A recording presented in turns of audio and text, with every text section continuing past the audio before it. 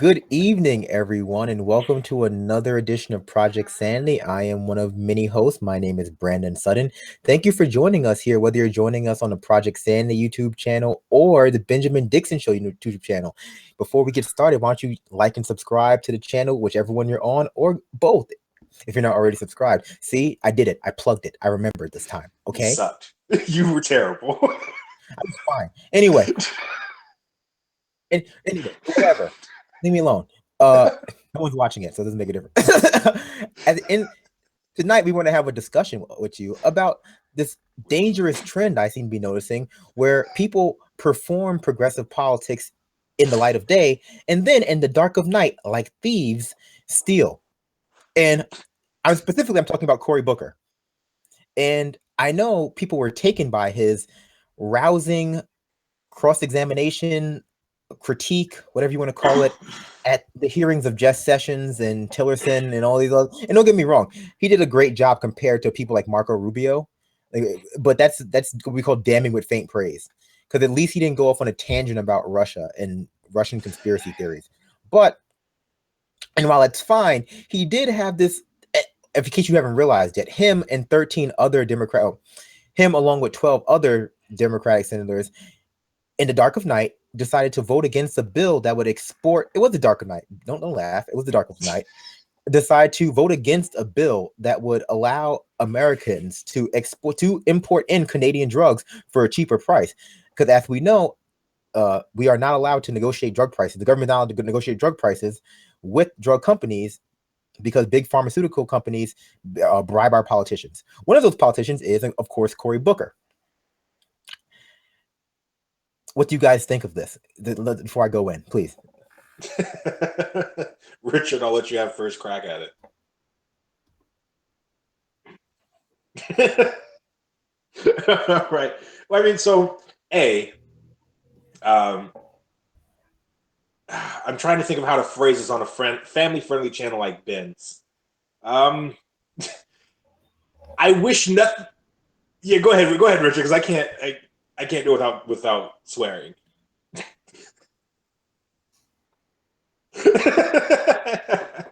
Do I have to do it? Do you have to what? Not swear? Yeah, I thought that was the No. rule. I meant like, do I have to explain the problem with this? No, can you do it without cussing? I can. The problem is very simply this, and I said this yesterday too. What we have here is a tendency amongst Democratic operatives, Democratic elites, people who are not really affected very much by these issues, to go out into the public and perform progressive things. That, like, we have Cory Booker standing up to the monster that is Jeff Sessions, and don't get me wrong, Jeff Sessions is a monster. Like, by all accounts, his history on civil rights, his history on women's rights, his history on everything, as in Alabama, he was too racist to be a judge under Reagan. You know how racist that is? Because think Openly about that. racist. You got to be really You openly too racist. openly. You must be openly racist. That'd be the case. And this, so, like, it doesn't take a lot of courage to stand up to this, and especially in the light of day, we're going to get a lot of political, capital for it. But then, not even a full day later, he's voting against a drug bill that would benefit the poorest Americans. Like what are we talking? Like what is going on? Here's the thing, though, about that, and this is, and thank you for that, because now I'm less angry about it. But here's the thing: when we say performing progressive acts in the light of day, if someone does something in their life that's progressive, that doesn't necessarily make them a progressive. I mean, let's be real. Ted Cruz voted for this bill to allow, importation of drugs from Canada, his homeland. But still, like, it doesn't necessarily make you a progressive to do something progressive where everybody can watch. It's just political points there. But his at the heart of things, he's in the pocket of financial interest because they donated something like what, 300 some odd $1,000 to his campaign. I think the number is $275,000 they donated to Cory Booker. He of the top 10 people that take money from the pharmaceutical companies, of the 13 people, Democrats who switched sides to vote against this bill, of the 7 of them are in the top 10 of people who have taken money from pharmaceutical companies. So, including like that, my own senators. Well, one of them, I believe it was Maria Cantwell, who should be expecting a phone call from me in the near future, because this is garbage. But I mean, honestly, that's what politicians do, right? And this is why we so desperately need money out of politics, because it is literally, it's easy to stand up against something that is going to affect you personally. Jeff Sessions, the out and out racist, misogynist, homophobic piece of human garbage that he is his actions are going to hurt regular everyday people. They're going to hurt people like Cory Booker. They're going to hurt people like Maria Cantwell. They're going to hurt people like the rest of those Democrats who flipped sides and voted no against this bill. But what's not going to hurt them is high drug prices. Do you think they're like, I mean, they've got the best healthcare in the world because they're senators. I mean, let's be realistic about it. I mean, okay, so this drug, I don't know if I necessarily agree. I think this drug bill issue right here is not too nuanced for people to understand. I think a lot of people are angry about this, but I have seen this response on Twitter, and I can understand this response well. How could you be criticizing Cory Booker right now and Representative John Lewis after they stood up to Jeff Sessions, even when they're doing this sort of thing in the night of day? And what it becomes is that there really is politicians are not going to do anything without an incentive. Right. And there is simply no incentive from the non-monetary standpoint. Like there's no incentive, there's no pressure from the public up until after it happens, because this flies under the radar to vote against this bill. Where there is pressure or vote in favor of this bill, where there is pressure coming for when it relates to this bill, is from big pharma. There's pressure coming from there. There is public pressure, and it's an easy way to score points to go up against Jeff Sessions, and that is the issue with Jeff Sessions. And he did that half-assed.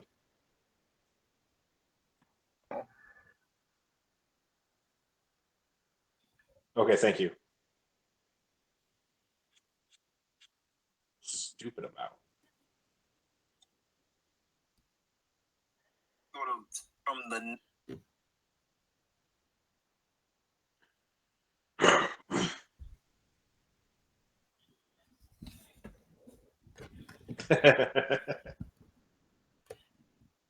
Is your mic audio on, Richard? You guys could hear me, but nobody else could.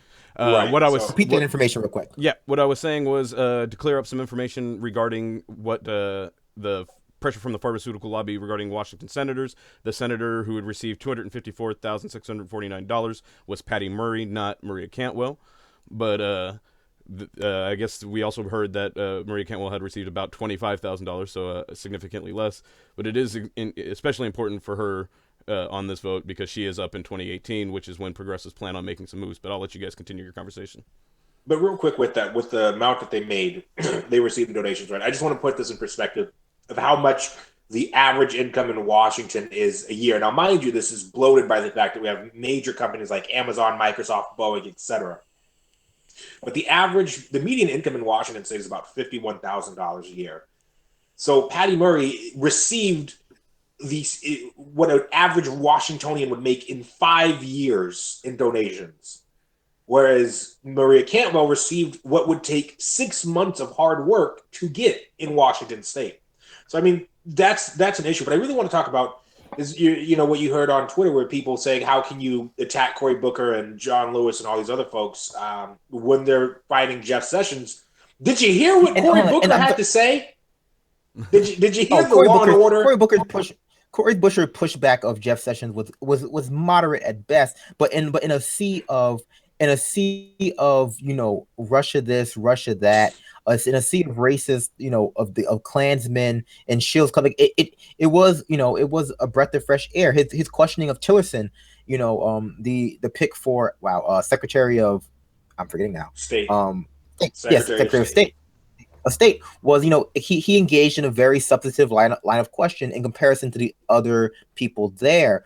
But it comes down to talk about what his actual rebuke of what he said in part of his cross exam of Jeff Sessions. Cory Booker said, and I quote, "I support law and order. I support my police officers, et cetera, et cetera." Let's talk about what law and order is. Law and order is dog whistle code. We've decried it in the past. We should decry it now. But here's how scary it is that somebody who even moderately rebuked a person up for a cabinet position is a breath of fresh air. How sickening is that when you have someone who's like, well, you know what, I don't like you in particular, but I'm still going to use your coded racist dog whistle language in my rebuke of you, and people are just going to eat it up. Like, I think it's scary where we're at right now with crap like that. I'll give you as Tillerson. That's one of the things I just still. quickly, and I know Brandon wants to get in here. I just wanted to say is like that's one of the things that's really stuck out to me is how often, basically, the bar to clear is Trump.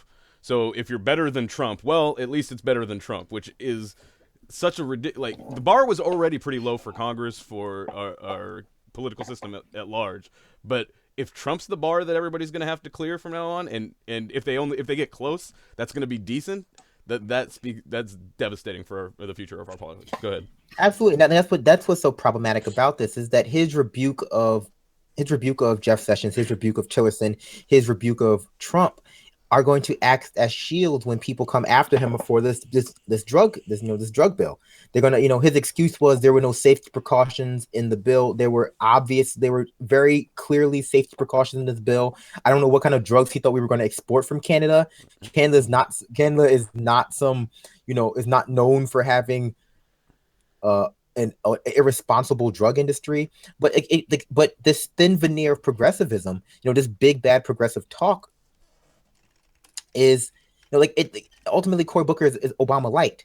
He's very much Obama light insofar that he talks this big game. He makes these big performances. He speaks the right language, but it's such a thin veneer. And like Richard I just pointed out, it works because people have been conditioned by Democrats to accept that this is all that it takes. That even if they don't block, even when they don't block Sessions, even when they don't block Tillerson, even when they don't, they don't stop Trump from being elected, they don't defeat Trump, that it's okay because they tried. And they're selling us the same thing Republicans sold their constituents with repealing the ACA for 6 years, and now they're actually confronted with the possibility of doing it, and they're completely flustered. They have no plan. They're unprepared. Then we had this whole vote-a-rama trolling session that went actually both ways, really. Like the Democrats put Republicans out, and Republicans put Democrats out by pushing against the prescription, or pushing for the prescription drug thing, getting several Republican votes so that Democrats had to vote against it if they wanted to stop it. Putting Democrats out, just like the Democrats were putting the Republicans out for trying to strip away things like the various protections of the ACA. Go ahead, Brandon. Mm-hmm. Oh, this is functionally. I mean, it's Cory Booker's activities are disgusting because we have this situation now where we have to actually question why he actually stood up to Jeff Sessions. Did he stand up to Jeff Sessions out of some moral obligation? Did he stand up to Jeff Sessions because he actually cares about the plight of African Americans, or he finds it repugnant what he did in the past? Or is he just standing up to Jeff Sessions simply because it provides a very good in the public for when people criticize him for being, in the pocket of Wall Street, in the pocket of pharma? And and ultimately, like I said before, it's very easy to stand up to Jeff Sessions. I know this is counterintuitive, but when you're talking about politics, it's very easy to stand up to monsters because ultimately no one is going to. It's not going to lose you any votes, really. It's not going to lose you any. Him standing up to Sessions is a very manipulative, very calculated move. But as we saw with the pharma vote, he is not willing to stand up to anyone who would actually lose him money. He's not willing to stand up for things that are not politically expedient. And so a question, okay, yes, you stand up to Tillerson, you stand up to Jeff Sessions, people where I would say 85% of the population can understand why Jeff Sessions is problematic. But are you going to stand up to Elaine Chao? No. Are you going to stand up to Betsy DeVos? No, absolutely not. We're not going to see this kind of resistance to Betsy DeVos. And it comes down to like Richard just said about one of these dangers of Trump's is that Trump is going to become the new standard bearer for what is bad. Trump is the standard bearer for what's bad already. And that was by design with the Dems. The Dems are who made Trump the standard bearer. Where, well, if you're not as bad as Donald Trump, you must be okay. But if you're Donald Trump or further, I mean, you can't get much worse than Donald Trump. I'm sorry, but you can, especially politically, it's impossible. But it's not. We would have thought Donald Trump was impossible. Go ahead, Brandon. It's not even that though. It's not only if you are not Donald Trump, you're good. It's that if you stand in opposition to Donald Trump or in any real way, you are on the side of righteousness now. You now have this righteous cloak. Look at David Brock. David Brock came out, now he's against Donald Trump. George W. Bush is against Donald Trump. The left is so willing to bring anyone in who to stand against Donald Trump that they're getting into bed with the enemy. And I hate that it sounds so. We have been getting into bed with the enemy, and we've talked about this on the show before. We've been sleeping with the enemy since the 90s. We've been sleeping with the enemy since we went with Bill Clinton and his neo-Republican plans. We moved from the left to becoming the party of the neoliberal. We are no longer actual leftists. We are no longer the party of people who are invested in making the American citizens' lives better. It is absolutely. It's we spent so much time reaching out to Republicans that the left has become the new Republican Party. And speaking of Republicans, what was said earlier, this idea that if you just stay, if you try, right, that idea of the participation trophy. The thing is, the Democrats feel as long as you're civil, then you're the better person and you really win. Even if that means the people that voted you into office are being so routinely screwed that they don't sleep with their partner anymore. I mean, that's just what is happening to the everyday average American. Is we are so focused on civility and not at all focused on how do we take care of the people that are most in need, that they're willing to bend over and let George W. Bush walk right in. Well, here's the thing: the everyday average American people are not so concerned with civility. That is civility as a byproduct of misrepresentation and as a form of prejudice and oppression is a hobgoblin, is a obsession of the elite. The elite Democrats, the elite Republicans. But that's who the Democrats are. The Democrats are elite. They are not us. But that's why they lost, because they misunderstood how civil everybody wanted them to be, and that's why Trump won. Because they're like, how can Trump in his vulgar language win the presidency? And they put out all these awful ads, like think of the children, think of the children, think of the children, and it's like it becomes down to this sort of cowardice. There's an old saying, cowards, cowards excuse their actions based on the rules in children. And that's what Democrats did. They revealed their cowardice because they were civil beyond belief, and because they viewed that as a virtue, while the rest of America does not view that kind of civility, to be a virtue. Like that kind of civility in the face of someone like Trump is not virtuous. I would even argue that kind of civility in the face of someone like Hillary Clinton was not a virtue for Bernie Sanders to engage in. But that's neither here nor there. The point is this: the Democrats miscalculated how much their civility also meant to their own voting base. They were, although I would say that they were not particularly civil to, especially not David Brock, were not particularly civil to their own voting base, but they overestimated how much language mattered. And they felt as though language was enough to get people to vote for them, and that people were too stupid to actually have felt the impact of their very bad economic policy. And this, I'll finish up and I'll let you go. It's like, and that reveals the fundamental flaw when it comes down to being quote unquote economically conservative and socially liberal. That might work well. That might work well and good in your elite bubble, but for the rest of America, those two things are at polar opposites. Because as we see with the repeal of the ACA, as we see with the cost of pharmaceutical drugs, as we see with the refusal to raise the minimum wage, the people who bear that burden of these conservative economic policies are the most oppressed people. And so when you tell people, "Oh yeah, your lives are getting better," look at all of the body positivity, look at all of the ways in which the Democratic Party has brought American culture into the future in terms of language. Everyone's just looking around and going, I'm sorry, in language and gay marriage. Everyone's looking around and going, well, I can't even feed my family. It's like I can't even feed my children. You're so focused on these lofty ideals of language and rhetoric and climate change and the EPA's funding and the FDA's funding, and those are great things. Don't get me wrong, but when you can't feed your kids, that socially liberal nonsense does not play well. Because no one likes to hear how life is getting better when they can look around and see that it's not. Yeah, add on to that the whole "don't believe your lying eyes" thing, as far as what their politics is when they're speaking with their constituents. Like as we saw, as you mentioned with Cory Booker, or as I know how I feel about my senators. My senators did not give me any impression other than supporting Hillary Clinton and so on and so forth, that they would do something like shoot down this prescription drug bill and then not already know that that's going to get pushback from their constituents and not have a statement already prepared. Like one of her first tweets after that, I believe it was Patty Murray. One of her first tweets after that was, something about fighting for healthcare. I mean, you're gonna shoot down a bill about lowering drug costs, and then tweet about you're gonna fight for healthcare. You're gonna champion healthcare.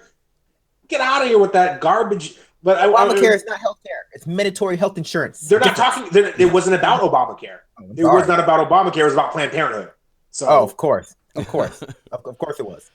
Yes, Planned Parenthood is a great thing, and I think we need to fund Planned Parenthood. But I want to talk about what you said specifically, because you were talking about that people show their cards by hiding behind women and children, essentially. That's the thing, though, is the left didn't realize that this election was about people's kids, was about the fact that I've talked to some Trump supporters back in Ohio and in Pennsylvania and in Michigan and places like that who said, guess what? I voted for the person that I thought would help fix my economic issues, regardless of whether or not they are wrong, which they are. He is not going to help you. It's going to get a whole lot worse. Though, then again, I think Hillary Clinton would be just as bad economically. There's this idea that, well, I voted for the person that's going to help me put food on the table and make sure my kids can survive, make sure my kids can go forward in life. We're the first generation to have a life expectancy lower than that of our parents, to have the expectancy of wealth accumulation lower than our parents. Mind you, I think wealth accumulation isn't a great thing, but everybody should have a place to live. These are things that should be happening, but we're not seeing. And Democrats have such a fundamental disconnect because they don't listen to the people that they actually claim to help. And that's why we have so many captive voters in the United States because of this two-party system. You're stuck between a rock and a hard place. You're stuck as a person of color between people that are going to economically screw you, but say, hey, you can't call that person a racial slur, and someone that's going to both call you the N-word and then take your food stamps out from underneath you.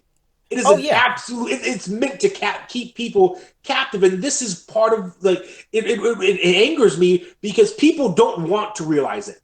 People are so happy living in this idyllic fantasy world that they have that Democrats, by some bloody metric, by the fact that they don't sit up here and actually yell at the person across from them and say, no, you can't do this. They're somehow so much better than the Republicans, even though the Republicans are the ones actually getting things done. As terrible as it might be, Democrats have to wake up and realize if we want people to vote for us, we have to fight for them. We have to go and actually do things. We cannot be the party of elitism. We cannot be the party of I speak better than you do, therefore I am right and you are wrong. They have to be the party of less BS ideals and more the party of getting food on the table for these kids. But I mean, that's the thing. And see, the Democrats feel incredibly comfortable. And I think this is perhaps the disconnect here between the Democrats and their voters, the Democratic voting base. The Democrats feel incredibly comfortable with defining people's problems for them. The Democratic Party, as a party of rich people, feel very, very comfortable. As a party of largely rich, largely white people, feel very, very comfortable telling minorities and oppressed populations what their problems are, promising to fix them, and then never doing it. And I don't know if this exists because I exist on the left. I don't know how much of a disconnect, if that disconnect is the exact same. Oh, I can speak to that because the Republican Party is a bit different. The Republican Party works towards the past and not the future. They work towards this notion that we're going to return America to some sort of nostalgic paradise that never really existed. They work on that sort of Rust Belt small town mentality. Like, oh, that's what made Make America Great Again such a perfect slogan, because it entirely encapsulated what the mentality of the small town, the middle class, not middle class, but the working class, this rural voter is, that things have changed for the worst. Because my pockets are, there's no food on my table, and I want to go back to the way things were, even though the things back then were not that great. And there's this imagined past that the Republicans draw on, while Democrats are constantly telling people that, oh, things are getting better. The Democrats make their money by pretending that they're winning, and the Republicans make their money by pretending like they're losing. And that is the difference there. The Republicans work on this sort of notion of inherent grievance that you're constantly under assault. You're constantly under assault from the minorities, the women, whatever. While the Democrats work on this sort of we're winning. Like we're winning all of these battles. Like we're winning all of these Pyrrhic victories. Oh, who cares if if like we've lost record numbers of seats? Obama is so cool. He's so smart. He's hip. He's with it. And then the Democratic elite, they fall for this. It's and they were so surprised when Clinton lost. And in hindsight, I can't understand how you could be that surprised. And because they rather being that like, if you were that surprised, it shows that you're unqualified to comment on it, to be giving commentary on it, because it's not that surprising if you've been paying attention to anything outside of yourself. It's like it's frustrating because they pretend like they know everything. Who is if the Democratic Party was the person, it would be one of those, it would be one of those Silicon Valley yuppie, blonde hair, blue eyed, I think I'm so great kind of people that are going in the gentrifying neighborhoods of color and saying, well, F you guys, I can afford it, and I think it's going to be a great place for my new coffee shop. That's who the Democratic Party is. If the Democratic Party was a person. But we have to realize, neighborhood. They improved the neighborhood. They got rid of all the people of color. But go ahead. Well, that's exactly, like, that is what's happening. That's what this... Sure is light around here. Except for the service staff. They kept enough for service staff in the area, but they still commute 20 minutes. I was going to say, they don't even commute a good 20 minutes. You got to commute an hour. Yeah. Let's look at Seattle. Seattle's a prime example of if the Democratic Party had its way.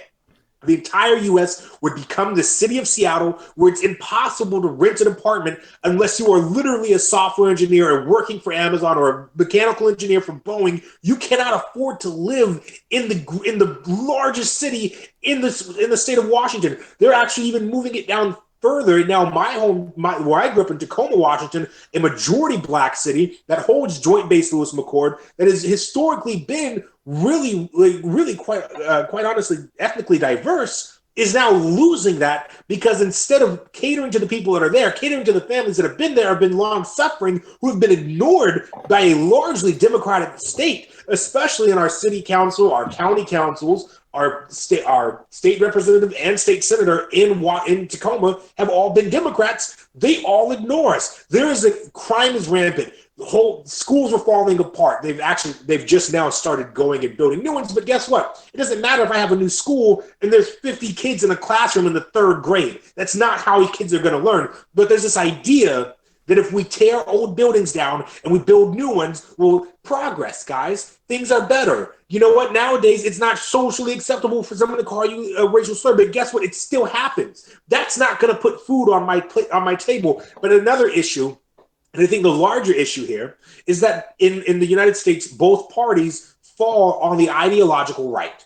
There's no true liberal party in the United States of America like you oftentimes see in Europe, where you have people that are actually on the left-hand side of the spectrum and not just capitalism light, not just this, person of color putting a face on these same policies that have screwed poor people since the inception of capitalism. Guess what, white people? You guys were poor in the 1950s too.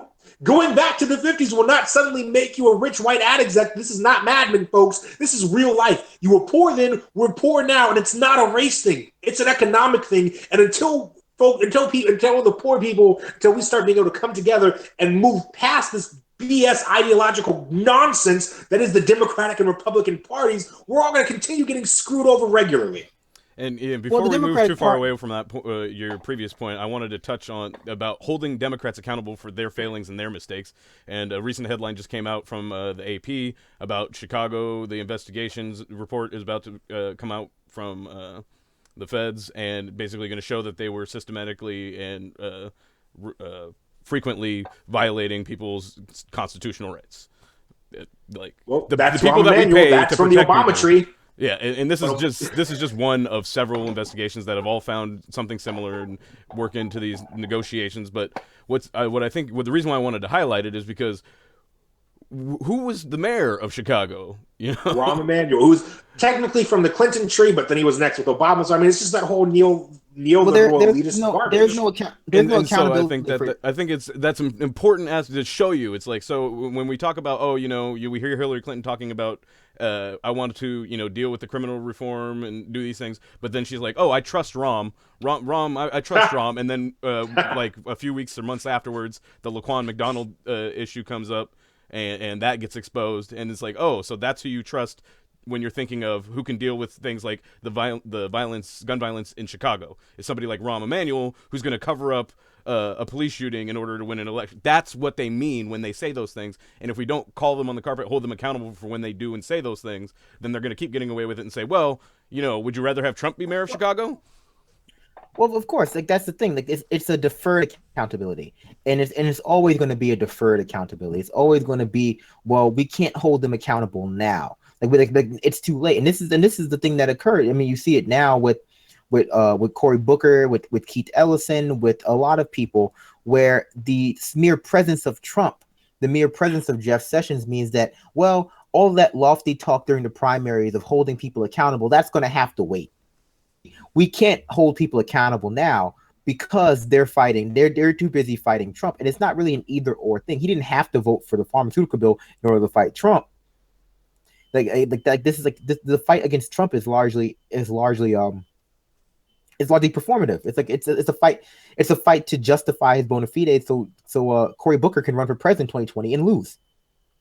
And the fact that they are using Trump and Sessions, specifically Sessions, as a tool to elevate, can make a run in 2020, should aid discussing prime to lose again. They don't care about Jeff Sessions getting in there, Attorney General. Really, this is just another piece in their political game. Jeff Sessions is another piece in their and is another pawn in their political game to frighten you into your vote. At the end of the day, it becomes like, well, he's going to get confirmed, probably. This whole thing was for nothing. It was just so they could say, well, we tried, but the government. We tried, but the government. The Republicans rather stopped us, but we tried, and therefore, look how hard we fought for you. But unfortunately, I hate to quote Yoda, but do or do not, there is no try. Ultimately, Democrats are woefully inept at.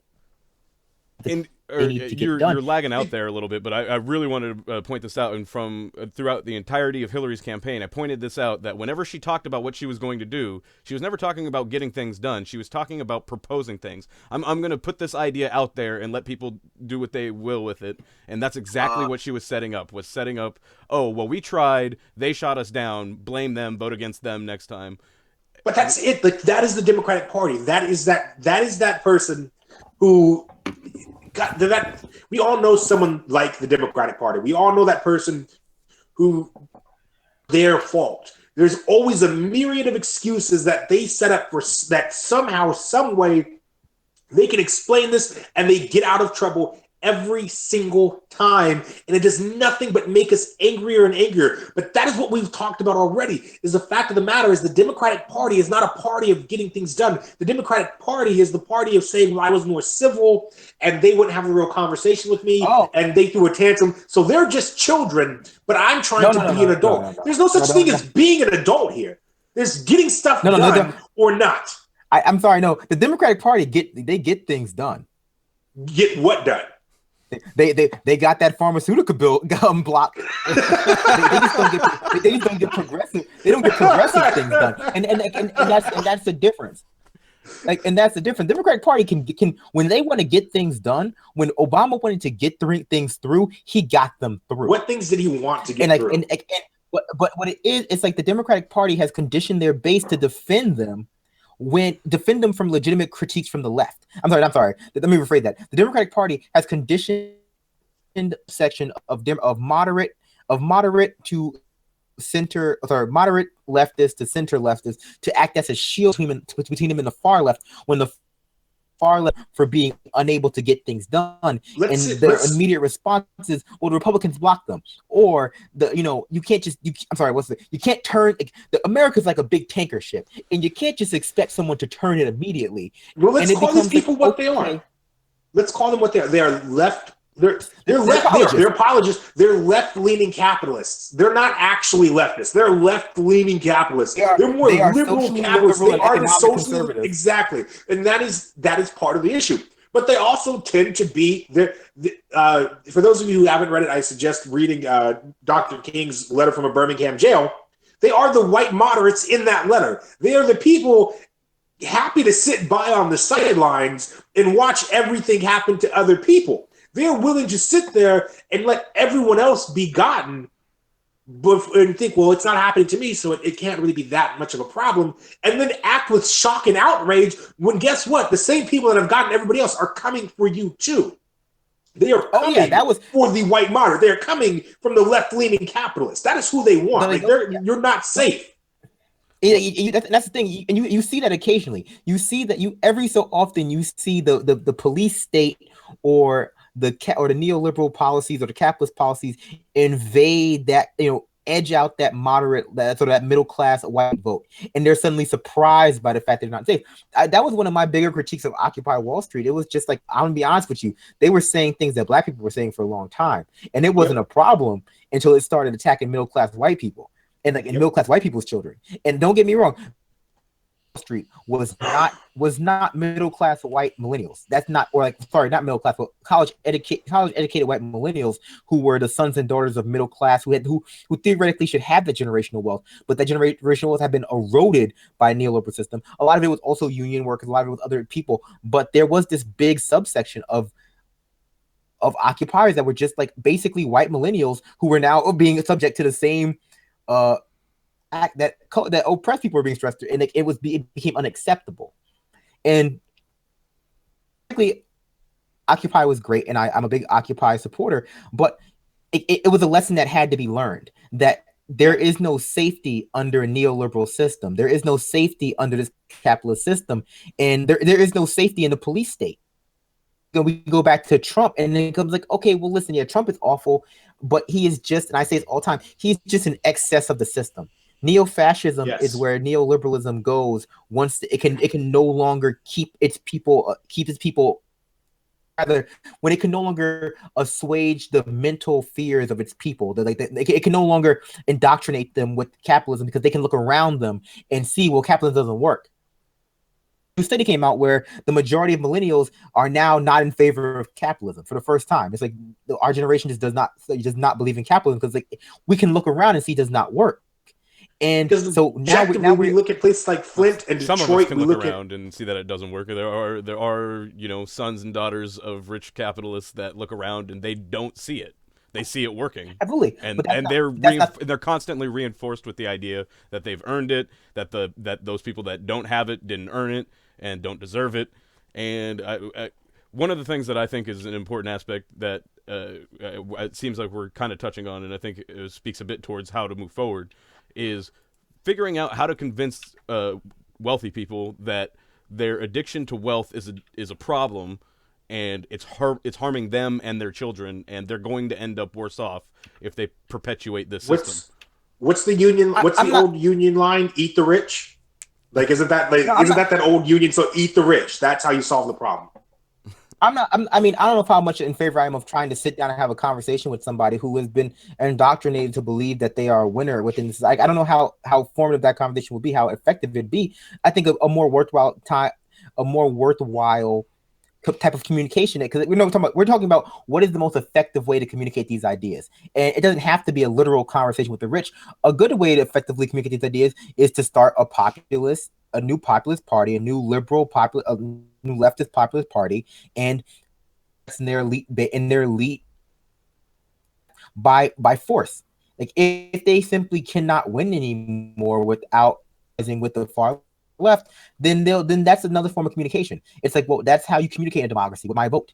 Like, if I refuse to vote for a Democratic Party unless they give me something to vote for, and I'm sorry, an alternative to Trump is not something. And like, but that's the issue. That's already happening. People by the millions are not voting in this country. I believe it's something like half of the adult population that's eligible to vote didn't vote in the last election. 90,000 plus ballots in Michigan were filled out from top to bottom, except for the presidential race. People are already saying no. The party is so swollen on excess. They are so bourgeoisie at this point that they don't care. They just simply don't give a damn about the everyday average person.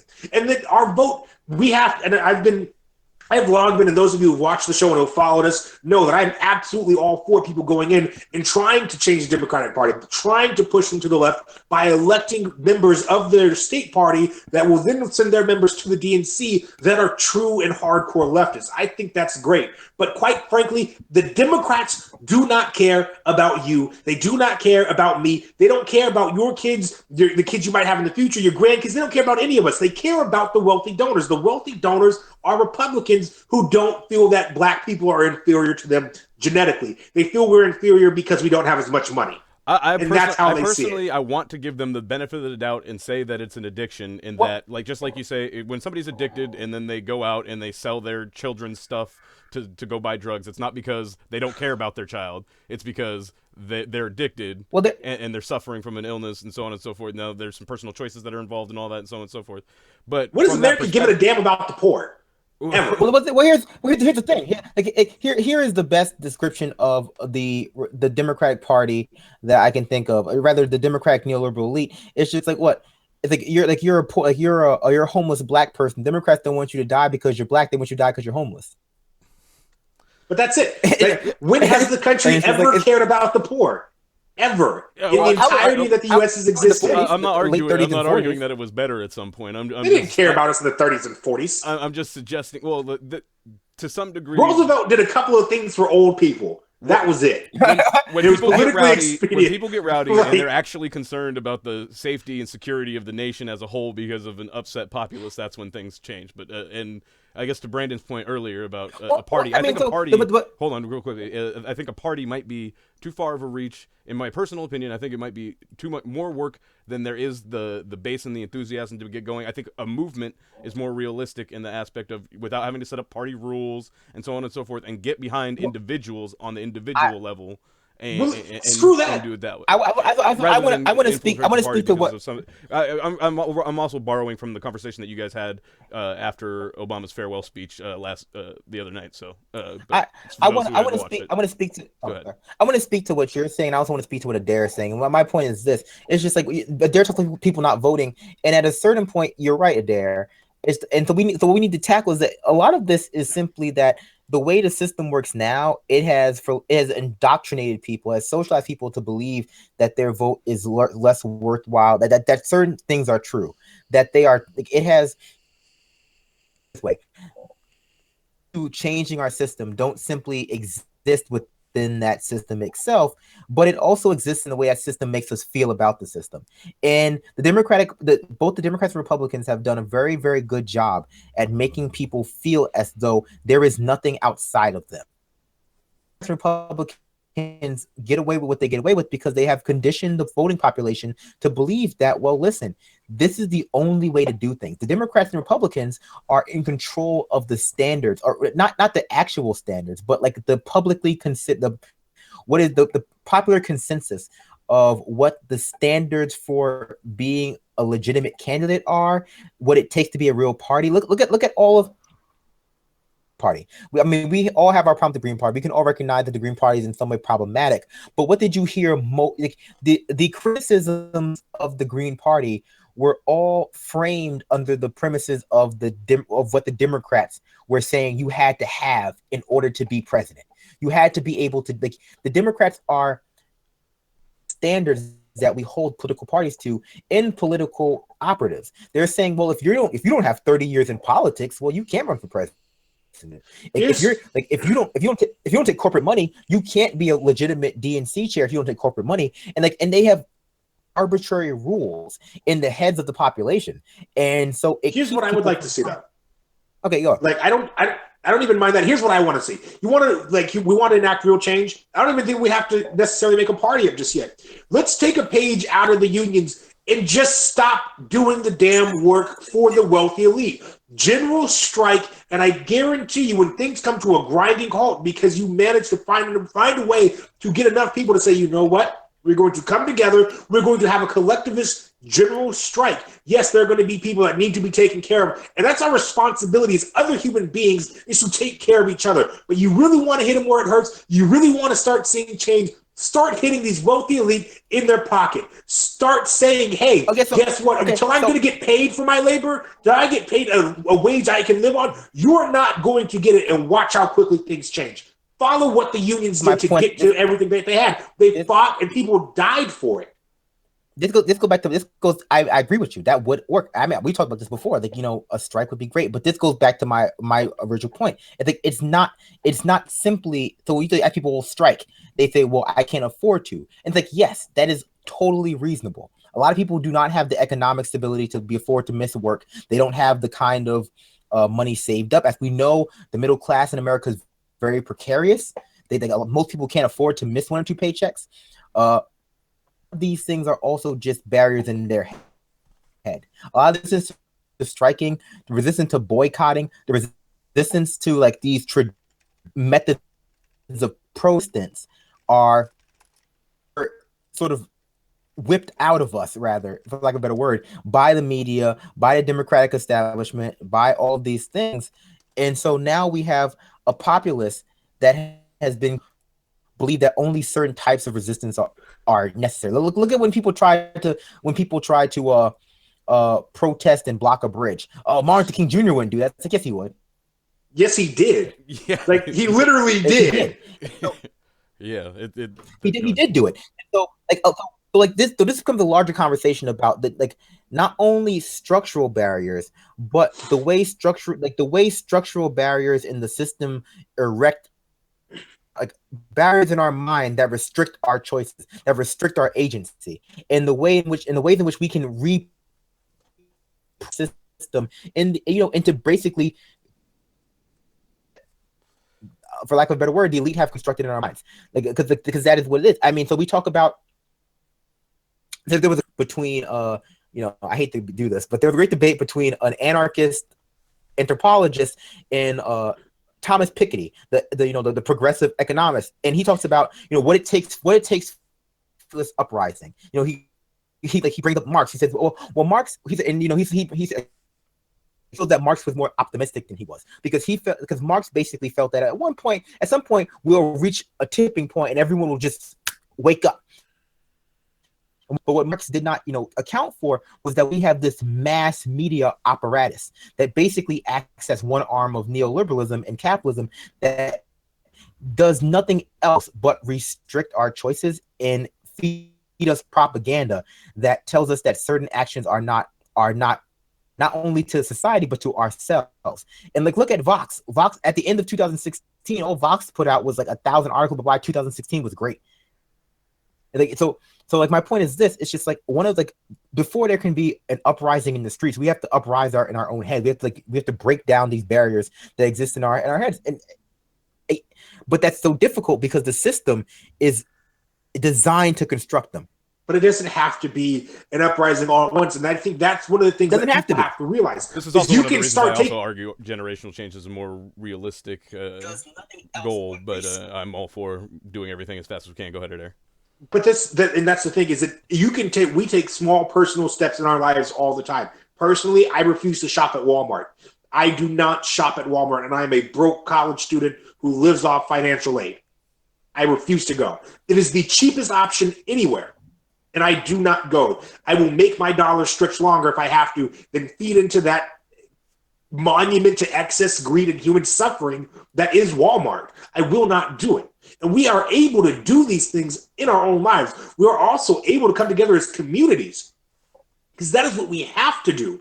We rely too much on this idea. There's a blind worship. It's a religious fervor to rely on your elected figureheads, to rely on someone like Bernie Sanders with the bill that he sponsored. People in my Facebook were like, but Bernie said it was good. Bernie said to do it, so how can anybody ever disagree with Bernie? You can disagree with Bernie. Now, in this case, the bill was absolutely great, and you should have passed it, but you can disagree with Bernie. There's this garbage idea that we have to have a figurehead. You do not have to worship these people. Your community is who is going to be there for you at the end of the day. The people you live next to, you should get to know them, and you start working together, because all it takes is that one small action of protest to snowball into something much bigger than itself. And I think it's going to Absolutely. take And I a mean, lot of, or just quickly, it's going to take a lot yeah, of work in order to get people on the same page as far as being able to understand how we can work, how we can identify when people make mistakes or say things, do things wrong, whether it's Bernie or anybody else, and then what qualifies as something that means that this person can't be trusted. We cannot work with this person until they redeem themselves in some way, and what qualifies as we have to take them at their word and presume that this was an honest mistake, and where and various other lines that come across in the actions and so on and so forth. So, for instance, the Democrats that supported this bill, at least on its face, haven't personally read everything in depth, but from the cursory analysis that I've been seeing, it shows, it seems to be, like you said, a perfectly fine bill. That it doesn't there's well, no it doesn't seem like the reasoning that they're putting forth right away for opposing it makes any sense, and that leads me to believe that they're not being honest about why they're opposing it and so on and so forth. But we got about 4 minutes left, so we do. go ahead and Well, I mean, just get us yeah, wrapped up shortly, yeah. Brandon. Yeah, just to comment on that real quick. At a certain point, it doesn't make a difference what's in the heart of Cory Booker and why he voted against it. Whether he truly believes that there was no safety regulations in that bill, he didn't read it, or he's believing what the big pharma told him is irrelevant to me. This comes down to, at a certain point, I'm worried about my politicians being ineffective, not whether their heart's in the right place. Ideally, their hearts would be in the right place and they would be effective. But if I had to choose one or the other, if I had to choose someone who was only being effective because I was, holding their feet to the fire and they didn't believe anything I believed in at a personal level, I would choose that person. Because like, when we're talking about politics and policy, about things that affect people's lives, fighting and failing is not rather a cycle of fighting and failing. A trend in that is not an acceptable record for a politician. Like I always fight for the right thing. I always stand on the right side. It's like, okay, well, do you get the things done? No.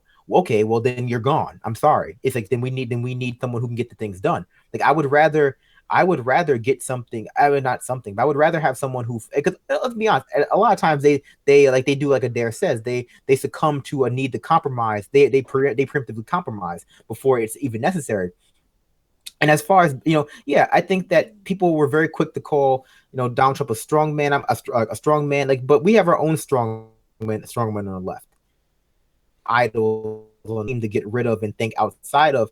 And Bernie Sanders has started to become very problematic, not in his personal policies, not in his personal philosophy. Like I still like him generally pretty well, but at this point he's enabling the Democratic Party. He's getting out there and advocating for them while at the same time they're voting against this bill. And even if he shames them publicly on his Twitter account, he's not going to stop advocating for them. Like, I want him to come out and say, you know what? After I handle Trump, I'm going to handle Booker too. Yep. That's what our revolution is about. After we resist, or rather after we fight Trump, we're going to primary Booker. Yep. Because Booker has proven that he's not an ally. Like the Democratic Party needs to start drawing hard lines in the sand and say, if you cross these lines, we're done with you. Like, we're going to primary you. You're out. Putting a D by your name is not enough. But thank you for joining me at Project Sanity. My name is Brandon Sutton. Rest of you sign off. You got 30 seconds apiece. Dare Schmidt, please feel free to follow me on Twitter. I'd love to have more conversations with you folks there. And please believe the rants will continue, probably in video format. All right. Thank everybody for watching. If you're watching on Project Sanity from projectsanity.org, thank you. If you're watching on the Benjamin Dixon channel, please check out the projectsanity.org and get subscribed. Thank you to the Progressive Army, the Benjamin Dixon channel channel, and to Brandon and Dare. You guys are great. Dare, you were really on fire today, I think. You can follow me on Twitter down here at this Twitter address here, Progressive Green. Thank you all again, and make sure to stay tuned for the Progressive Army coverage of the inauguration. It should be pretty good. So, and if you can, there's a GoFundMe to get some of our folks down there. If you can contribute, go ahead and check out either Noah's timeline or various timelines, and you'll be able to find it. So thanks again, and good night, and good luck.